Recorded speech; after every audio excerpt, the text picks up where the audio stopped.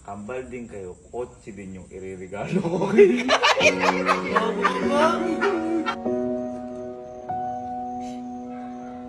Oh, happy birthday.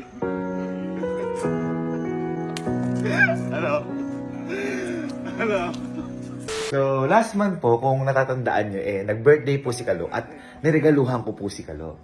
Ngayon, itong mga nakaraang araw, kung natatandaan nyo po, di ba sinorpresa ako ni Kelsey na meron siyang award at yun po yung presidential scholar niya.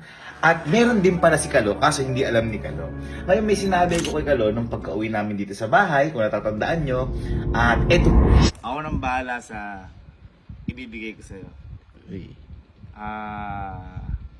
Pagtiwalaan mo na lang ako. Sige. May regalo ko sa'yo. Yan. Sinabi ko po sa kanya na ako na ang bahala na magbigay sa kanya ng reward ko naman para sa